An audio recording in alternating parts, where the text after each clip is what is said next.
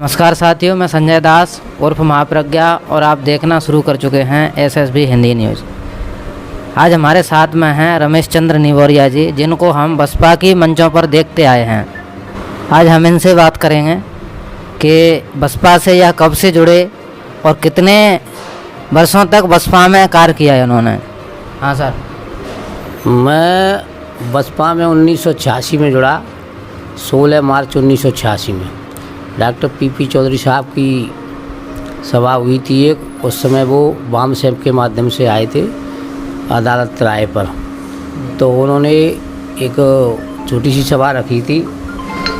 तो उसमें उस समय मैं कक्षा 9 में पढ़ता था। तो ये हमारे साथियों ने कहा कि आप थोड़ा सा आगे, मुझे लिखने का शौक़ था तो मैं गाने आने लिखता था। तो उसमें पहला गाना मैंने उसी मंच पे सुनाया था 1986 में। तो फिर बसपा से जुड़ने के बाद में, जैसा कि बसपा एक राजनीतिक संगठन है, आपकी राजनीतिक महत्वाकांक्षा भी रही होंगी। हाँ, रही क्यों नहीं, क्यों। देखिए, शुरू में तो ऐसा हुआ कि साहब कांशीराम जी का जो नेतृत्व था, उन्होंने वो जोश भरा कि हमें बाबा साहब का मिशन हर हालत में पूरा करना है। तो उस समय ऐसा उफान आया पूरे देश में कि जिस व्यक्ति से कहता वो उसके दिमाग में ये आ जाती कि हम बाबा साहब को भूल रहे हैं, हम महापुरुषों को भूल रहे हैं। कांशीराम जी ने ऐसा माहौल तैयार किया तो लोग अपने घरों से रोटी बांध के ले जाते थे, उनकी रैलियों में जाते थे, भूखे प्यासे जाते थे, लेकिन इतना अच्छा जुनून था।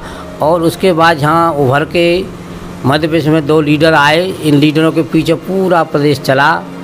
एक माननीय फूल सिंह बरैया जी, दूसरे डॉक्टर पीपी चौधरी साहब। लेकिन हमारे यहाँ के जो टॉप लीडर या अच्छी लीडर जिनको देखने के लिए तरसते थे, डॉक्टर चौधरी साहब ही थे। और डॉक्टर चौधरी साहब ने बड़ा कड़ा संघर्ष किया और उनके संघर्ष के कारण मुरैना ज़िला बहुत तेज़ी से तरक्की पे आया। तो जैसा कि बसपा की मंचों पर आपको हमने वक्ता के रूप में, मुख्य वक्ता के रूप में देखा है। जब हम छोटे से थे, जब हम सुनने आया करते थे, तो आपको हमने देखा है। लेकिन अब आप बसपा की मंचों पर नहीं दिखाई देते, तो क्या आपने कोई दूसरी पार्टी ज्वाइन कर ली है?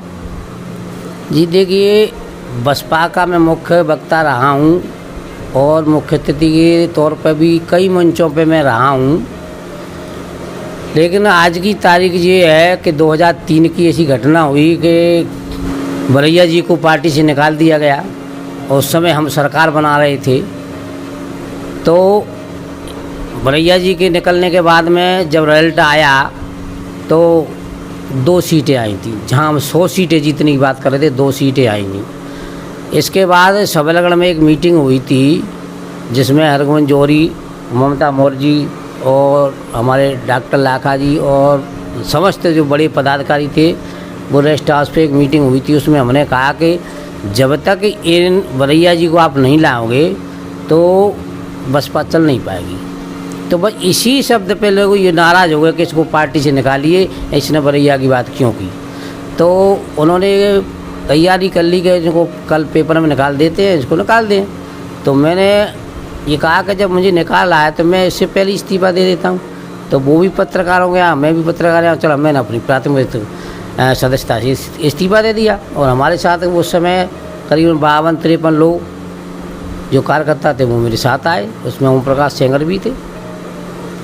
तो जैसा कि आपने पार्टी 1986 में ज्वाइन की जी, और उसके बाद में कौन से सन में आपने पार्टी से इस्तीफ़ा दे दिया? 2004 में।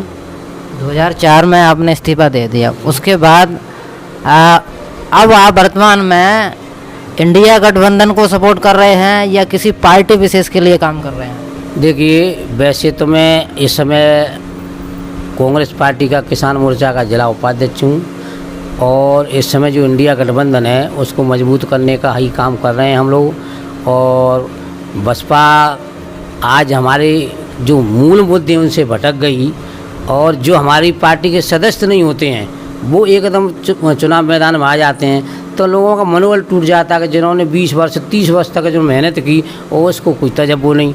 जो हमारी पार्टी का सदस्य नहीं है उनको तब पता चलता है कि जब आज हमारा प्रत्याशी बन के आ गया तो उनके दिलों पे क्या बीतती होगी भाई, जो हमारी पार्टी के सदस्य नहीं है। और आज उसकी बात करें कि बाबा साहब का जन्म कब हुआ, ये हमारी पार्टी किसने बनाई, हमारे पार्टी के टॉप लीडर उनका नाम तक नहीं जानते वो लोग, और हमारे संगठन के बारे में नहीं जानते, कौन से ये तहसील में कौन क्या कर रहा है, वो उसको टिकट दे देते।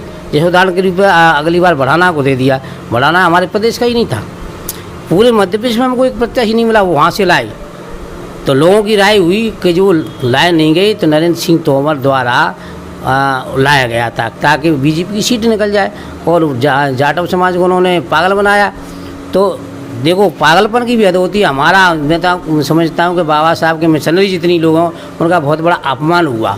कैसे हुआ कि वो बढ़ाना जी आए, लोगों को प्रभावित किया हेलीकॉप्टर से, और जाटव समाज पूरा लगा, या मिशनरी जो भी हैं वो सब लगे, गिनती हुई नहीं, उससे पहले भाजपा में चले गए। तो ये हमारा अपना साल गिनती तो करा जाते कम से कम, जो गिनती नहीं कराया गए तो हमारे समुदाय को पागल बना के चले गए।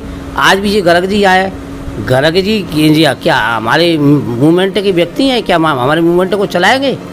अरे गए बीते भी कार्यकर्ता को दे देते तो मूवमेंट तो चलता कम से कम, किसी को भी दे देते। आज बात इसकी आती है, पैसा नहीं है, पैसा उस समय भी नहीं था। कांशीराम साहब के ज़माने में 1-1 किलो गेहूँ दिया, 1-1 किलो गेहूँ से और सरसों और चना से लोग इकट्ठे होकर डॉक्टर चौधरी साहब को, बरैया जी को, और भी हमारे जो लीडर जैसे सोनाराम कुशवाहा जी बहुत अच्छे मिशनरी हैं, आज बड़े वक्ता हैं, बैजनाथ कुशवाहा जी है, हरगोविंद जौहरी जी हैं, और भी हैं, इनको इतना आगे क्यों नहीं लाया गया? आज की तारीख में मैं कह रहा हूँ अगर कोई फाइटिंग करता, लोग मन मना के उसके साथ लगते, वो उसको ले देते, सोनाराम कुशवाहा जी को दे देते, क्या दिक्कत थी? बड़े मिशनरी व्यक्ति हैं वो। लेकिन ऐसे लोगों को ले आते हैं जहाँ लोगों का मनोबल नहीं टूटे। हालांकि ये मेरी तजर्बा कि भाई मैं उस जगह से या उस मूवमेंट में नहीं हूँ, उस सिस्टम में नहीं हूँ, आज मैं कांग्रेस के सिस्टम में हूँ। और कांग्रेस सिस्टम में क्यों हूँ? क्यों आज बीजेपी को मात देने के लिए ताकत रखती है वो यहाँ मुरैना ज़िले में तो कांग्रेस पार्टी ही रखती है। और हम चाहते हैं कि भाजपा संविधान को बदलने की बात करेगी तो हम इस पार्टी को बदलने की बात करेंगे, क्योंकि उसको सपोर्ट क्यों करेंगे? हमारे बसपाई भाइयों से भी हम निवेदन करना चाहते हैं कि जब हमारा कोई कार्यकर्ता नहीं है, हमारे लिए वो लड़ाई नहीं लड़ सकता, तो हमारे संविधान पर खतरा है, तो इस समय वो भी सपोर्ट करें, तो कौन संविधान को बचा सकता है? हमारा प्रश्न केवल ये है कि उन्होंने जो संविधान बदलने के पुख्ता इंतजाम कर लिए हैं या कर रहे हैं, नहीं कर तो रहे फिर मिशनरी लोगों का आगे का काम क्या होगा? देखो मिशनरी का तो ये है कि सबसे बड़ी गलती मानता हूँ इस देश में, अगर बीजेपी पनपी तो बहन जी के कारण पनपी। बहन जी ने ब्राह्मणों को मिला के हमारा सत्यानाश कराया। हमारे घर का सत्यानाश होने के कारण हमारे जो जितने बड़े मिशनरी थे तगड़े, तो उन सबको बाहर का रास्ता दिखा दिया। अब एक बात बताओ कि जिसके विरोध में हम खड़े हुए थे, कि मनुवाद के विरोध में हम खड़े हुए थे, और मनुवाद कोई लोग टिकट लेके आ जाते, तो बताओ उनका क्या पोजीशन होती? हमें से उनसे गाली क्यों दिलवाई? हम उन्हें कोई वोट दे रहे हैं, इससे तो अच्छा था भाई भाईचारा बना रहता। भाईचारा खराब क्यों करवाया? जब OBC जुड़ा, SC ST जुड़ा, तो इनकी सीटें भी बहुत आ रही थी। आज क्या है? आज उन्होंने बौद्ध का भी बड़ा अपमान कर दिया। बौद्ध जी ने ये कहा था कि बहुजन हिताय बहुजन सुखाय, अब इन्होंने कर दिया सर्वजन। अरे सबको कौन, जब वो नहीं सुखी कर पाए तो तुम कहाँ से कर दोगे? अब खुद दुखी है। आज की तारीख में अगर बहन जी संन्यास ले ले और किसी अन्य भाई भतीजेवाद को छोड़ के अन्य किसी लीडर को उसकी कमान सौंपती हैं, तो मैं समझता हूँ कि देश के लीडर बेवकूफ़ नहीं है। वो बाबा साहब के मिशन को जानते हैं, और सब लोग इकट्ठे होकर फिर से ताल ठोक देंगे वे तो। लेकिन बहन जी जिद्दी है, वो किसी की मानती नहीं। आज मैं अगर इंडिया गठबंधन में उनकी वो होती शामिल, मैं समझता हूँ कि उनकी भी 50 सीटें आती, और गठबंधन की भी 50 और सीटें बढ़ जाती। आज संविधान बदलने की बात ही नहीं करते, वो खुद खड़े जाते। लेकिन बहन जी खुद रोकने का काम कर रही है इंडिया गठबंधन के प्रत्याशियों को, अकेली लड़ा के क्या कर रही हैं? क्या आकाश आनंद जी बहन जी की विरासत को, जैसा कि उन्होंने रणनीति बनाई है बहुजन से सर्वजन की, क्या सर्वजन की नीति को पूरे देश में आकाश आनंद चला पाएंगे, लागू कर पाएंगे? नहीं कर पाएंगे, क्योंकि वो लीडर ही नहीं है। पहली बात तो ये लीडर के गुण नहीं है। देखिए किसी घर को बनाना, जब मेहनत करते हैं कि भाई नींव खोदी हमने, इस तरह से हमने इसको मकान को बना के तैयार कर दिया, वो अलग चीज़ है, और बनाए बनाए में पहुंच जाए वो अलग चीज़ है। उनका संघर्ष थोड़ा ही है, और संघर्ष की परिभाषा भी नहीं जानते। बने बनाए उसमें तुम विदेश में पढ़ के आ गए, इसका मतलब ये थोड़ा ही है कि तुम लीडर बन गए। विदेश में तो आज भी करोड़ों लोग पढ़ रहे हैं, हज़ारों नहीं करोड़ों लोग पढ़ रहे हैं। वो आ जाएंगे तो सब लीडर हो जाएंगे क्या? इसी के साथ साथियों मैं आपसे अपील करता हूं कि आप हमारे चैनल पर नए हैं तो हमारे चैनल को सब्सक्राइब करें, लाइक करें, कमेंट करें और सभी दोस्तों में शेयर करें। साथियों चैनल को सब्सक्राइब करने के बाद में ऑल नोटिफिकेशन दबाना ना भूलें ताकि आपको हमारे सभी वीडियोज़ की नोटिफिकेशन मिल सके। धन्यवाद साथियों।